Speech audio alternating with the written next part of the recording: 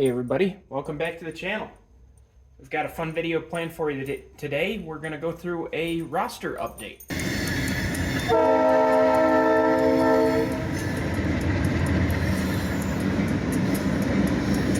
I realized the other day that it's been forever since I've gone through the Locomotive roster, and even when I did, it was just a quick little part of a layout update.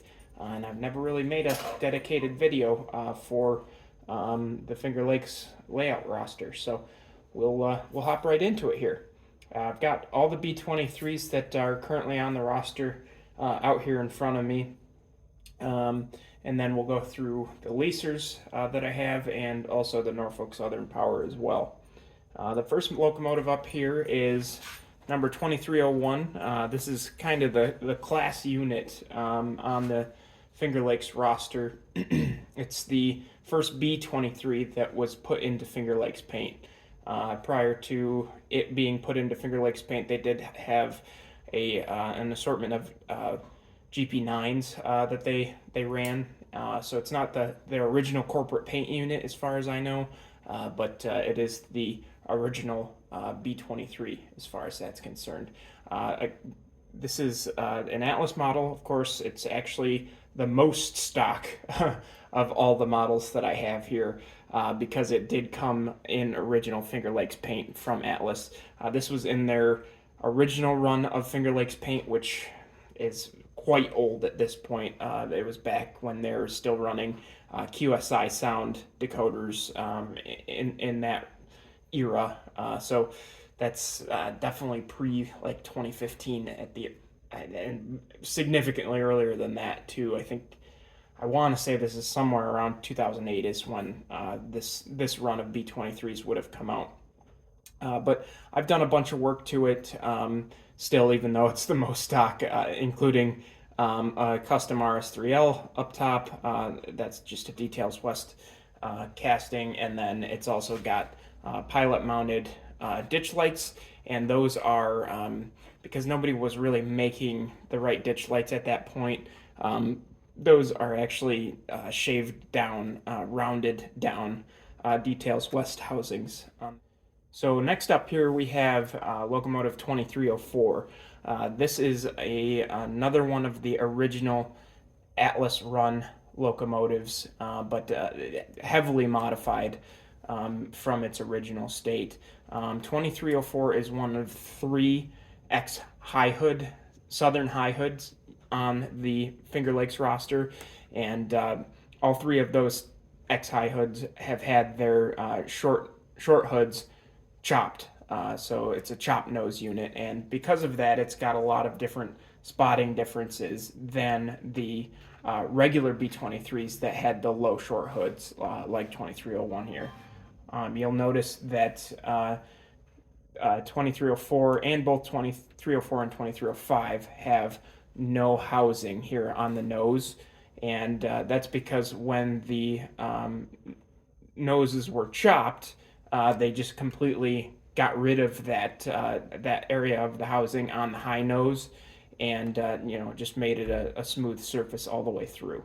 So essentially how I did that was just filing down the plastic housing that's molded into these Atlas models, and then I replicated the prototype detailing as best I could on the nose as well. 2304 has grab irons all the way up the front nose and then a single grab iron on the top, and then it's also got a sill that's got no anti-climber. So you'll notice that 2301 here has an anti-climber and 2304 does not. Because 2304 is actually a donor from this run, the original shell did have an anti-climber. So this is a non-anti-climber sill that was ordered from Atlas and then painted black in order to match, and then re-decaled and everything as well. And then it did also get deck-mounted Details West housing ditch lights, and then this one's also got a horn on the top. I believe it's an RS3L, and a firecracker antenna. And then the next one up again is a very similar Locomotive 22304. This is the second of three chop nose units on the roster. These are definitely my favorite locomotives on the roster. I think they're just so unique compared to the rest of them, and because of that, quite a challenge to model. So I'm pretty proud of the challenge of putting these together. But again, this is more of the same here. Chopped nose. It has the grab irons up the side, but it's still for some reason has the prototype has the normal low nose short hood grab irons, just like 2301 and the rest of the roster on the top. So I've kept those on the model itself. This one has pilot mounted ditch lights, and it's very strange because 2305, when it was delivered to the Finger Lakes roster, it had deck mounted ditch lights. Somewhere along the lines, there was some sort of rebuild done to 2305, and it ended up with pilot mounts, which was quite the interesting change, and I've really never figured out why that happened. Maybe if somebody has knowledge of that rebuild process, they could share it in the comments. That'd be really cool to know. But again, yeah, that's 2 out of the 3 chop noses. Eventually, I would really love to do the 3rd chop nose as well. It's just really a matter of getting my hands on another one of the original run Finger Lakes locomotives, because they make great donors. It's super easy to not have to completely custom paint and redecal a full shell in order to do them. So if I can get my hands on another one, I might end up doing 2308, which is the 3rd of those 3 units. The next locomotive up here, though, this is a bit of a ghost, unfortunately, and people familiar with the Finger Lakes roster will know why I say that before I do. But unfortunately, in 2022, 2306 took a spill on the line down to Watkins Glen, and ended up on its side, and has basically not been seen much since. It still does exist, but it's on a panel of track in Himrod Yard, and if you look at it, it looks like it's pretty much just getting parted out. I don't expect there to be a rebuild made available for this thing, unfortunately.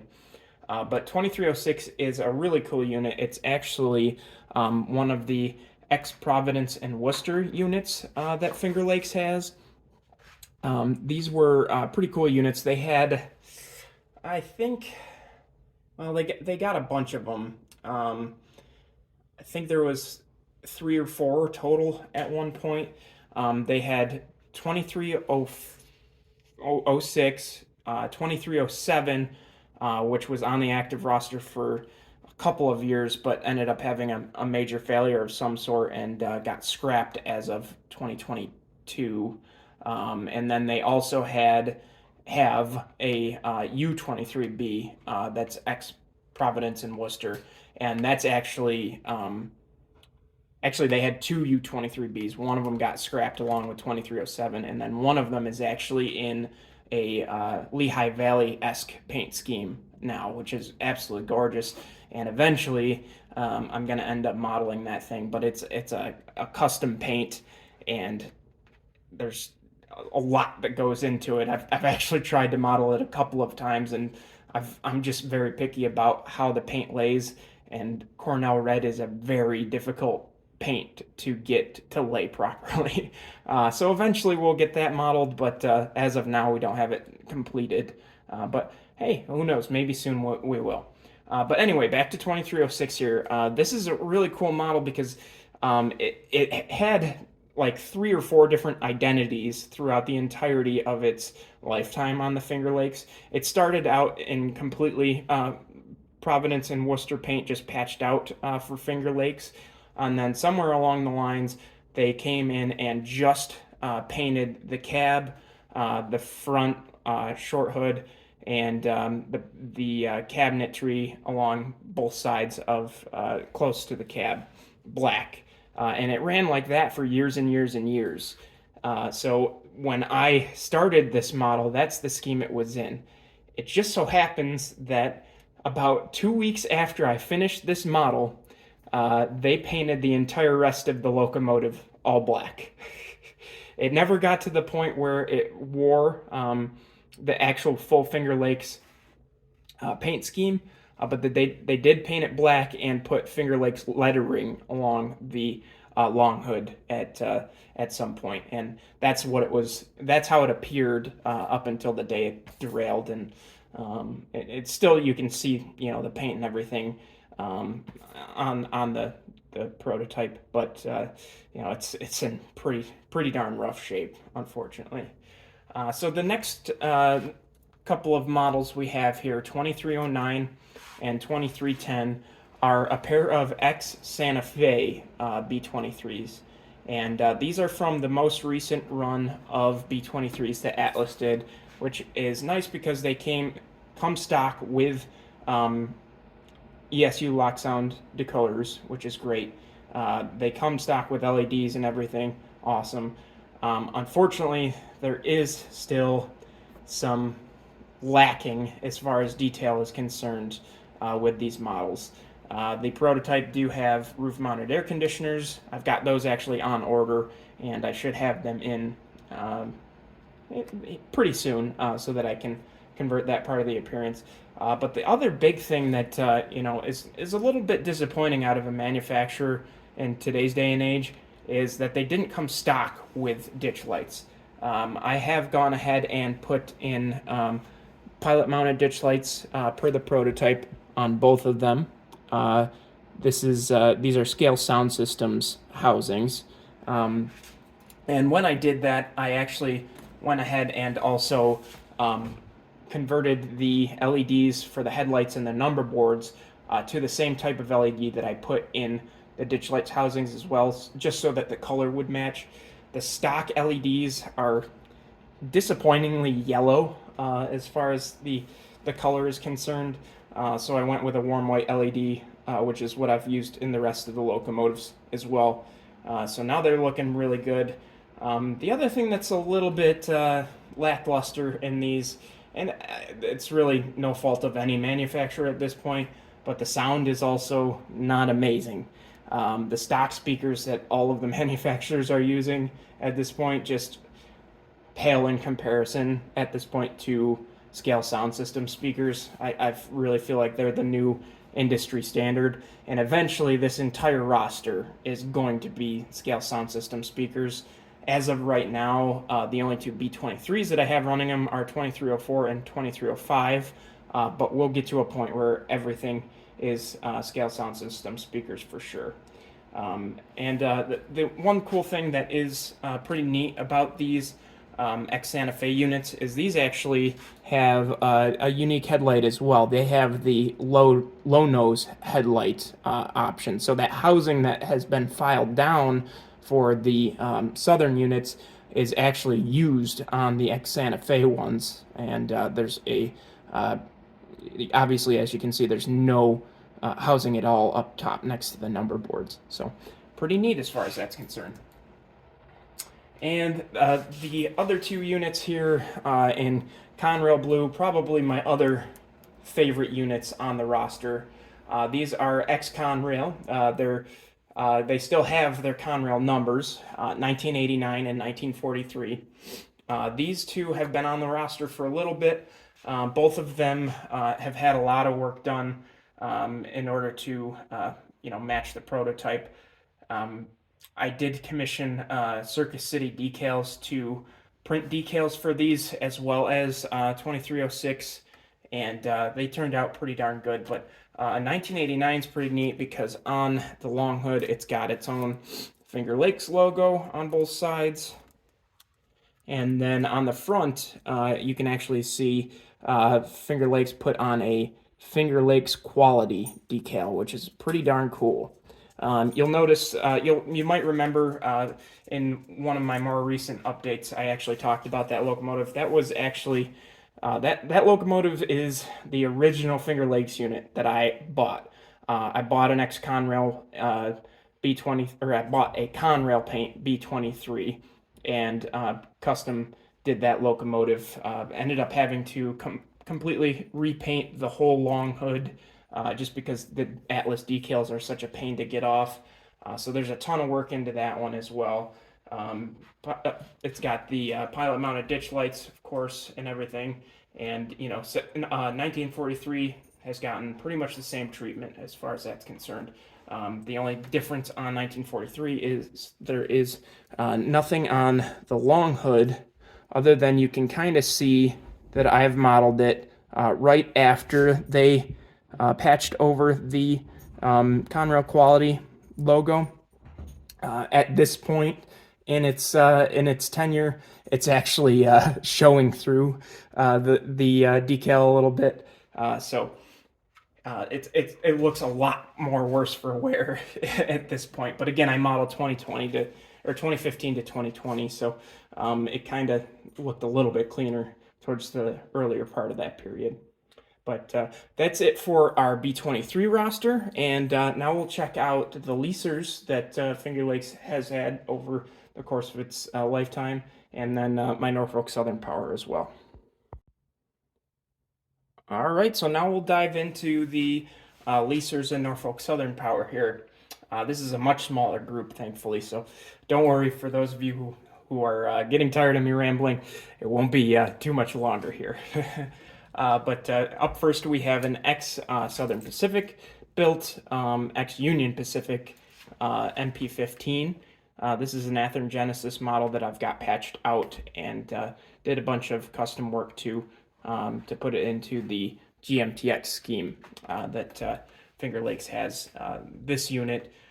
And it primarily spends its days in the Savoy area and switches out the yard there as well as the West Rock paper facility. So that's the plan for this unit as well on the layout. Once the Solvay area of the layout is built, this will pretty much spend its whole life there. It does have ESU Lux sound and a scale sound system speaker as well. And because this is a yard unit, I did go ahead and put in scale sound systems, ditch light housings on both sides. So it's got ditch light housings on both sides, obviously. The next two units here are scale sound system operator SD45 models. These took a ton of work to get to the point where they are right now. Those of you who are aware, operator is kind of the lowest end quality that detail quality that Scale Trains puts out. So they've got a great motor in them. They run phenomenally, nice and smooth, just like any Scale Trains locomotive would. But they are pretty much bare bones out of the box as far as detail work is concerned. So we've gone ahead and done a ton of work here. We've done all the grab irons, all the pilot detail you see here, all the cut levers, the MU hoses, the ditch lights are again scale sound system housings, and on 3124 here you'll also notice that this has a low nose headlight, so we went ahead and did that conversion as well. That took a ton of work. 3124, also shout out to my buddy Josh. He did a custom horn of this locomotive, or he did a custom sound file for the horn on this locomotive. So the horn that's in this locomotive is also the prototype horn, which is really cool. These two also have scale sound system speakers in it, and very happy with how those sound, of course. The next unit up here is actually one of the newer locomotives on the layout. This is Norfolk Southern 2621. It's a SD70M flared radiator. This actually, ironically, did not start out life as 2621, even though their Athearn did do a run of the flared M's with that number in it. But a buddy of mine that this came from really liked that number and couldn't find the stock Athearn one, so it got renumbered. This has also been gutted of the Tsunami sound that was in them from the factory, and has a Lock Sound 5 decoder in it. Still stock speakers, and eventually I would love to get scale sound system speakers into this as well. But it does also have upgraded LEDs too. And the final locomotive we'll look at today is an Atlas GP38-2. This is a pretty neat project for me. I had fun doing it. Stock numbering was not 5659, but 5659 is or at this point maybe was one of the final Lehigh Valley GP38 ACs that was on the Norfolk Southern roster, and the Atlas model is the thing that matches it closest. So I renumbered it into that, did a little bit of work on it. It's got a Soundtrack Tsunami 2 decoder in it, along with scale sound systems, and then I've also added the deck-mounted ditch lights to it as well. So, but yeah, guys, that's about it for the roster update. And I really appreciate if you did get to the end of this video, because I know I rambled on here for quite a while. But if you did get to the end of the video and you enjoyed it, make sure that you hit that subscribe button if you're not subscribed already. Hit the like button as well. And if you did, again, make it to the end here, just write "made it" in the comments, and I'll be sure to thank you directly for making it to the end of the video here. And we'll see you in the next one. Take care.